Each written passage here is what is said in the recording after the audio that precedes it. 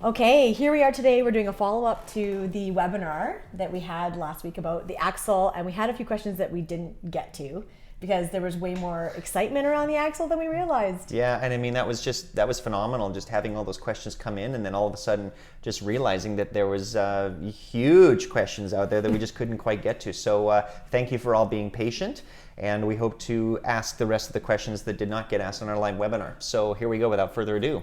Yeah, we had some technical things that we figured out, and we were able to pull the questions right out of the webinar. Yeah, it was pretty cool. And onto my iPad, so that's what I'm reading here, okay?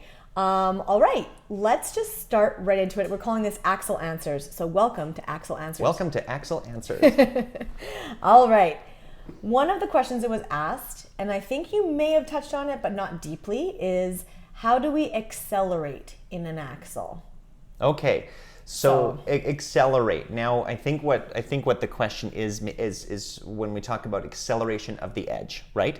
Exactly. So acceleration of the edge is going to be that point where you're rolling to the toe, you're stepping over that foot, you're going to accelerate, and then you're going to climb and catch the axis. Mm-hmm. A lot of things that you can do to do that are those exercises where you can be on the spot, just start to feel that edge roll to the toe at a fast pace, and it might be, you have they call it a straighter edge. It's never going to be a straight edge on the axle. No. It's never going to be that. It's always going to have a slight curvature. However, sometimes you do see that slight skid to the edge. That's kind of more, my personal opinion, ideal, is when we talk about that acceleration, because what happens is you get a little bit more leeway of pressing into the ice and then elevating right off the toe. Sometimes you'll have a skid that accelerates where, you have more of a skid, and it doesn't quite hit the toe, and there's a little bit more pre-rotation. So how you accelerate, I would say work on a lot of just feeling that exercise of, okay, step on the foot, accelerate to the toe, do a slight curve, and get that feeling of again, that roll, hit right off the front part of the pick. So that's my best way of describing how do you accelerate. I mean, there could be many different terms on acceleration or what that looks like, but I think what the question goes back to is accelerating that edge and rolling to that toe. Yeah, and to your exact point, there is pressure down through the knee and the ankle down into the ice that releases at that point when you hit the toe. For sure. So that's what Ben works on a lot with athletes. I see you all the time trying to help them what you call load and then explode, right? Like you're pressing down into the ice, down into the knee, down into that ankle, and then loading that edge so that once that release happens, you have enough torque off of that edge. Right? Okay, enough strength. and again to add to that, I'd say how is developing skating skills, because you have to have some skating skills to be able to load into that edge, press, and have the balance, and have the body make sure all systems are go and every part of the body is timed right, so when you hit that toe you can launch. So again, absolutely, it goes back to a foundation to add rotation. It's all about skating skills, really. Yes, that came up a lot during the webinar was, well, how do I get better? And really truly skating skills. That's it. We couldn't be bigger advocates of basic, strong, fundamental skating. And I'm sure coaches watching today will be on that similar page. All right, on to the next question of Axel Answers. Here we go. Ben.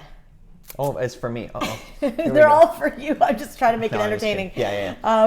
Would a double or triple be 2.5 and 3.5 because a regular axle is 1.5?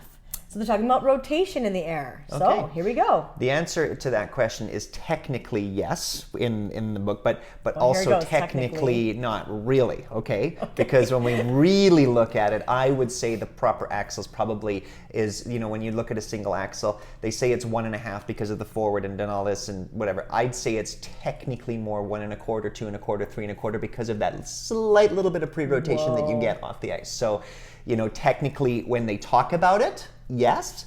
What really happens, slightly different. I would say that. Now, we don't want to be more probably than that 1.25, 2.25, 3.25, 4.25, just because then, if it was a complete turn on the ice to half backwards, remembering that full speed view of having to see that full speed, that could be a downgraded takeoff, because you that could be too far around in the takeoff. And also, just to throw that out there too, your GOE probably isn't going to be that high when that happens. That's a good point. Your flight isn't going to be that high because you didn't hit the toe that well anyway, because it pivoted too far. Mm-hmm. And the reality is, yes, if they do decide to see that full speed and go downgrade, you're kind of hooped anyway. So I would say the best position to be in is really that maximum of a quarter rotation. So, yeah. But as far as understanding it in a simple way, if you're not getting super detailed, you are always taking off forward and then doing the rotation landing backwards. So yes, the whatever amount of rotation, if it's 1 1/4 to half.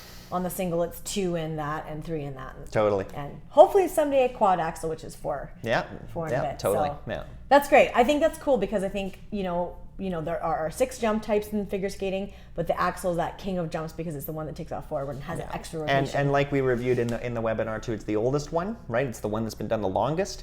And it's also the one that's going to be on that well-balanced program criteria out of every skater and level and everything. We want to see that axle type jump done. So absolutely. Yeah. Starts at the preliminary in the States or the Star 3 here in Canada. Yep. And it goes all the way to senior in Worlds and Olympics. You need to have Totally. an axle type jump in every single program. Totally. So something to work on for sure. All right, next question. Got some more here. Good. I know, it's exciting. So what do you have to remember when trying to land your axle? So this is pretty open-ended, but she said in brackets, and this was from a skater. Okay. Tips to landing. So you've done a lot of speaking about taking off, but what about landing? What about really trying to land it? And I always think about the free leg, as it's rechecking or coming out, that you're reaching for the ice with that landing toe and reaching to get down to the ice. What are your thoughts on that? Okay, well, I'll take a couple of things too. Remember, again, not to go into the takeoff again, but remembering Love the that, takeoff. well, it's true, because the takeoff is gonna, if it's done correctly, enable you to get into that axis properly. Okay, if the takeoff comes around, you're probably not gonna get into the axis properly, not gonna roll your body weight over to the other side axis of the body properly. True. Thus, the chances of landing become a little bit less likely, right? At least landing properly with any sort of GOE or full rotation.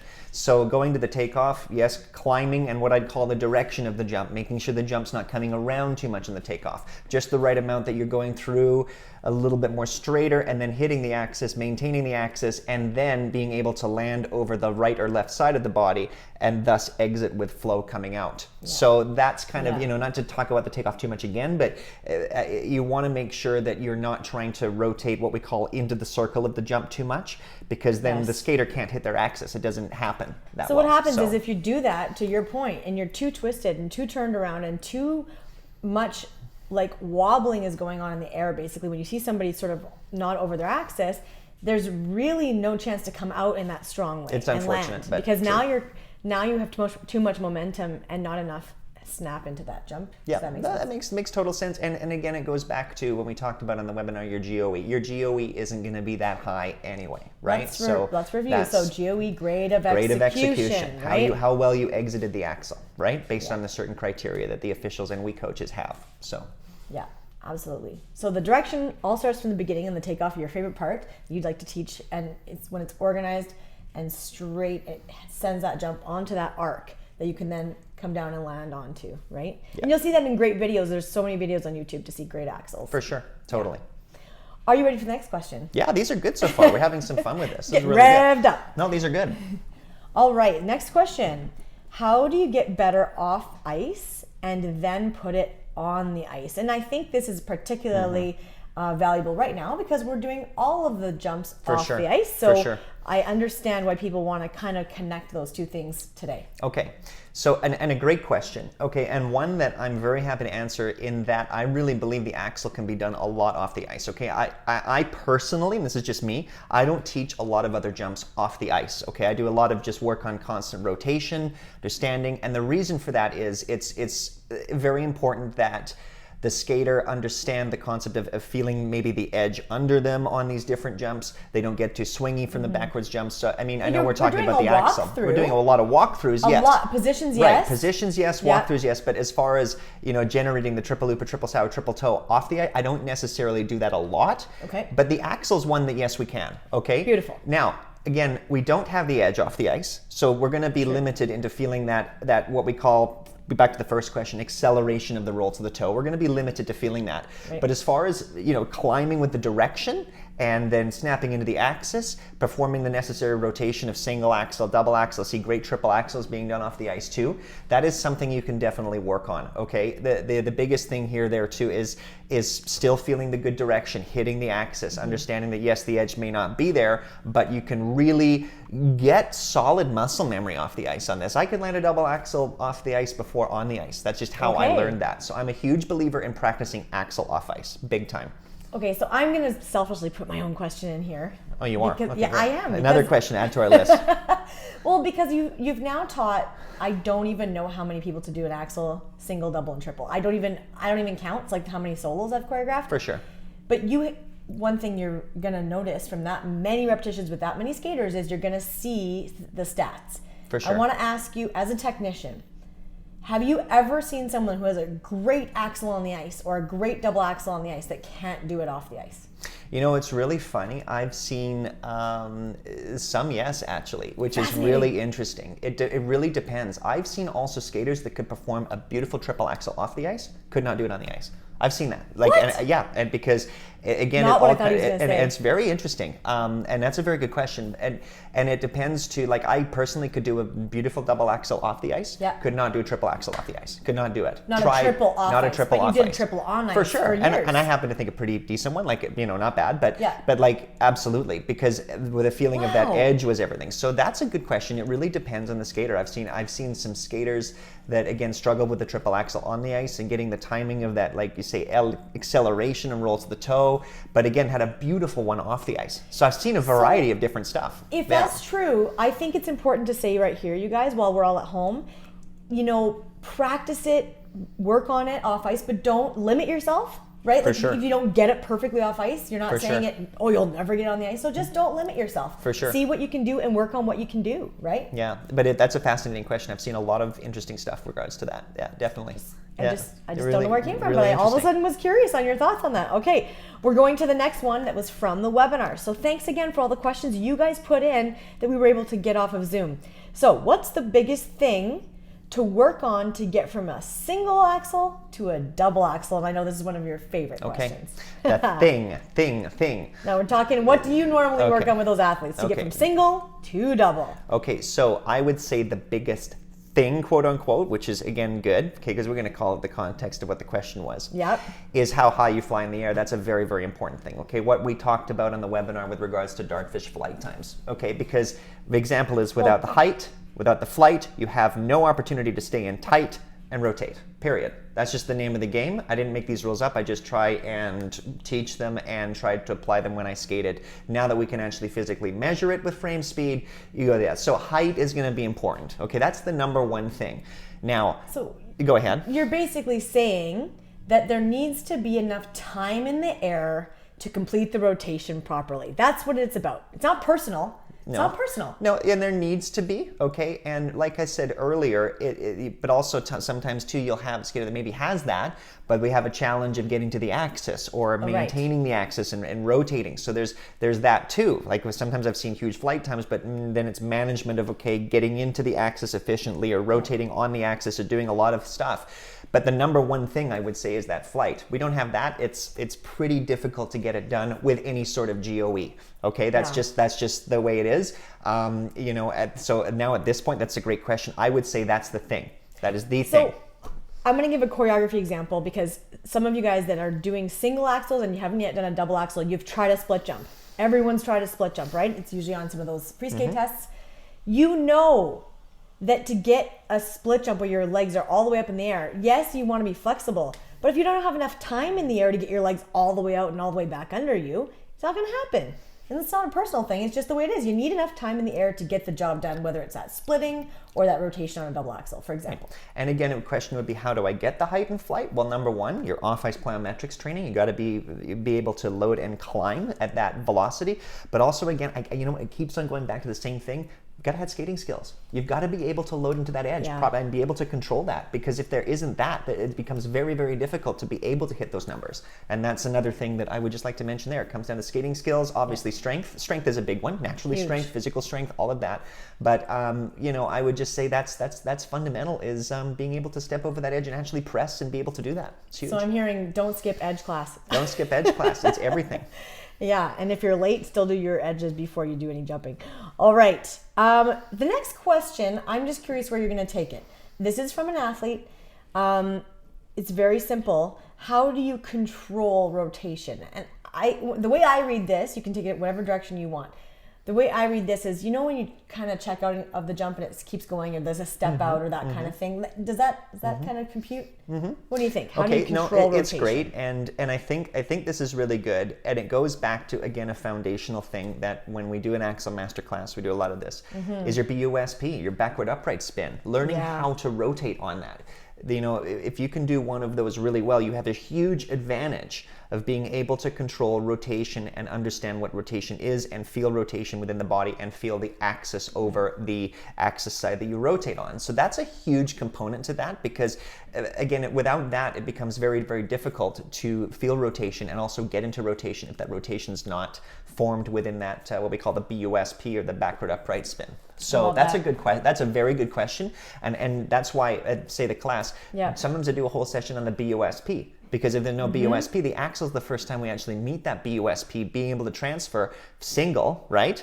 And then double, obviously triple, we need that solid air position. So great question. And I would say that's the best answer for rotation, feeling that constant rotation, that axis. I think you develop such muscle memory. For sure. When you're doing your backward upright spin, and you're also coming out of backward upright spin on purpose, and you're deciding when to come out of it as well. So, and I mean, to add to that too, there's no time to think up there. It's 0.35 of a second, 0.5 of a second, 0.65 of a second. You don't have time to think. It's all a reactionary, instinctive, intuitive motion where you've got to go bang, axis, got it, rotate, got it. It's constantly just networking it and feeling it. So there's no time to really think, okay, what position am I now supposed to be in when I'm up here? Oh yeah, there isn't that time. We don't have it. So it's fast.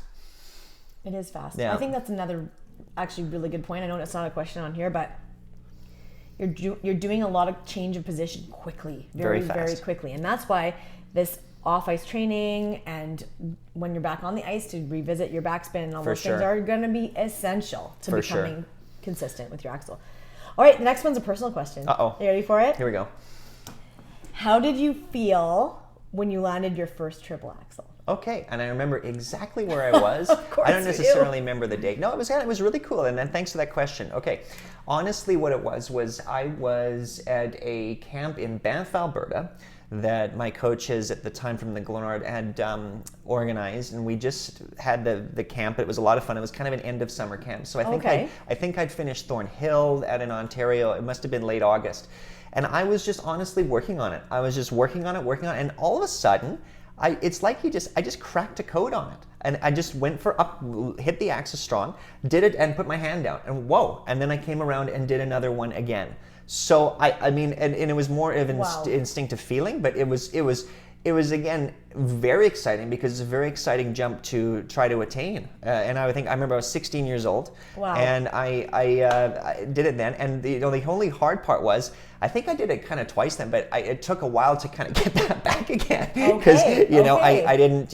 have video or understand, or this is an era in the 90s where it wasn't there, or pole harnesses or anything that I use today didn't have that. So. I mean, for me, it was kind of okay, great, but I didn't necessarily knew how I did it. Okay, right? Yeah. So. But it felt probably quite exhilarating. Very exhilarating, exhilarating. And then, of course, with mileage and stuff later on, I was able to master it. But again, that's why Axel mastery takes time. It takes work. It takes repetition, and it takes an understanding. I think now, with the tools that we have, I think there's more general understanding of how it does work. So there's the answer to that one. Yeah. That's so fun. I love that. Felt pretty cool, but also, limited knowledge on what we were doing at the time. Yeah, and you do the best you can with what you got. Absolutely. That's it. I mean, hey, I still think it was pretty gutsy that you were trying that jump without any kind of, harness and stuff like that. I guess you've just always been a gutsy jumper. Okay. So what are some, maybe we've already exercised, well, I'll let you decide if you think we've already covered this. What are some good exercises to do when just starting to train an axle? Okay. So the thing I think we haven't touched on necessarily is doing waltz jump with direction in that way. There might be something else. There's an exercises, and this is where, a lot of coaches we get creative on, because an individual skater might have a challenge with an individual point of this, right? So you try to get creative on, okay, if you need to feel the edge more, we do an edge exercise where we're rolling to the toe towards the board. We just do tons of stuff. Maybe it's waltz jump to backspin, feeling the transfer, doing that. But here's the thing, exercises are great, but you can't beat doing the real thing, okay? Whether it's in a harness, whether it's in by yourself, that's something you learn by doing the real thing, but also exercises there to supplement. When you pull the trigger, you're supposed to feel what that exercise is designed to do in order to generate the muscle memory that we're pursuing within the technical element, right? Can we just talk to really quickly? You're not going to be good at the exercise when you start. Like, I don't know what people think. I swear they're like, what? I've been working on it a whole week. You're not going to be good at the Axel when you start either, or the double when you start either. Yeah, it's okay. Do you know how many times I've fallen on trying exercises or just didn't understand it for the first 80,000 times? It felt like it's not, you're not going to be good at it right away. That's part of the exercise of getting good at it. I just had to throw that in there. Right, and the exercise is to key a trigger thing that you're going to need, a trigger point that you're going to need, whether you're, your key positions or rolling through it so that you have the ability to feel a certain point and understand how that's going to relate to what the jump is going to do. So, exercises are very important. But again, using the exercises but then going to do the real thing is the utmost importance. So I love it. Okay, this question is from a coach. Oh, cool. Okay, so I knew that just because of the name. So cool. If you have a skater who's working on the axle, can do a BUSP and land it off the ice, but is struggling to find the lock position, right? So that backspin axis in the air for you guys, what coaching techniques do you have to help them? Okay, perfect. And I'm just going to say what I have personally. Yeah, this is the ProMotion pole harness. You cannot beat that tool for a skater learning how to feel the axis and also really trust that they're going to get in and sustain it. Okay, because number one, when we first started doing this jump, and then we started teaching it. Yeah. It's a pretty scary jump to attempt to do, because like you say, you jump forward, you're loading, you're trying to climb, you're trying to make it to this act, and there might be a bit of fear where you're letting go. Right. Okay, I see it a lot. The ProMotion pole harness, again, for me, is the perfect tool to not necessarily lift them, but give them that mental focus on, okay, I'm going to be safe, because the coach has got me, right? So it's more of a mental trust and being able to feel the muscle memory click over, feel the landing side when you come down. The same rules apply for the single axle, double axle, triple axle. That is, again, that's what I would use. That's the most important tool that I have in the toolbox when it's that point of, okay, they can do the axle off ice. They've got a really strong mentioned some really good things here. They obviously can jump on the waltz. They have the good foundation. Getting the feeling of it, that's what I use today. I find it speeds up the learning curve huge. And like I said earlier, it's a very valuable tool that I have in my toolbox for that. Now let's just say you're somewhere where you don't have that. You got to give me a second best answer, because not everybody may have one or be able to use one, or for whatever reason. So let's pretend for a second. So now I'm thinking you're going to talk about video, but maybe I'm wrong. Well, and I could be wrong. But again, video is another tool. Can you see this occur when you go up? Because 90% of the time when we're working on the jump element, you might have, I don't know, 90% of the jump completed. It's just that little part at the end that's not clicking. And you look at that and you go, yeah, okay, the back edge is good. Your positions are good. Your step is good. Your direction, which is very important, by the way, of climb, is good. Your commitment to the axis, that's the ending part, right? Yeah. That might be that. I'm just throwing an example out there, but that might be the part where, the skater's trying to learn how to do that, right? So you look at it from, okay, this is good, this is good, this is good, this is good, this is what we've got. Now what do you need? It's this part right here. And I would say just, again, it's rep and mileage. If it is using those tools that I just talked about, that's great. But again, I think it's going to be...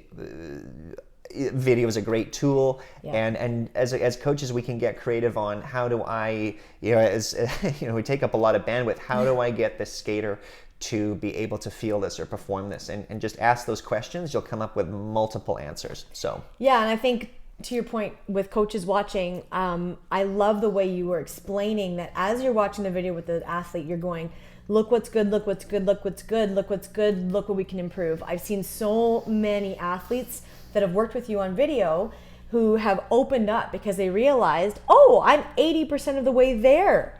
I didn't just fall and it's bad, right? Yeah, so totally. That's always take a look at what you've got Yes. And good. You just need that little piece of the puzzle, and then it'll unlock the door, hopefully, for you when we do that. Yeah, for sure. Yeah. Yeah, really good. Okay, are you sad? Great question. There's one more question. One more question? That's it. I mean, we had a lot of questions. How did that go? It was good. Yeah. It was good. Well, thanks for watching. If you watch all the way to this point and you're at the last question, it's a long haul. Yes. But we're a little obsessed with Axels, I'm sure you can tell. All right. If you are the person jumping, okay, this is one of my favorite ones. Okay, good. If you're the person jumping, how do you know you did a great Axel? Okay. Well, number one, you're going to get feedback on it either through the coach, but also I think you'll know when you've done a good one. I mean, you're going to feel amazing. You're going to feel really good about it. It's going to have flow. It's going to have all the criteria. It's going to have the height, But again, that's where, like I said, maybe a video feedback. Just look at it, go, wow. And you guys are smart. You'll be able to see it and go, wow, that was really good. I mean, I remember reviewing some jumps. I go, holy hell, that really looked like pretty good. Like, that was not bad. Like, I can do this kind of stuff too, it was cool. So yeah, that'll be one thing you'll get feedback on, but you'll know when you do a good one. You'll know. And then of course, when you get your sheet back with +2s and 3s and all this, it'll be like verified. But I'm gonna say, what I'm gonna say. What am I gonna say? Yeah. It's good when you landed on the music. For sure. She landed on the music. That's great. That's even better when you do it in your solo, because that's when you actually get points for it. Yeah. So that's my 2 cents that no one asked for. All right. Ben, thank you. Thank you. That was great. To your skating fun. Success, everyone. That was great questions. And like we had so many. It was just it was great. We just thought, okay, maybe this is a way to answer them and give back to them. And maybe we'll continue with a few more things coming up in the next little while. We're just getting creative with it. So take care, everyone, and here's to your skating success. See you later.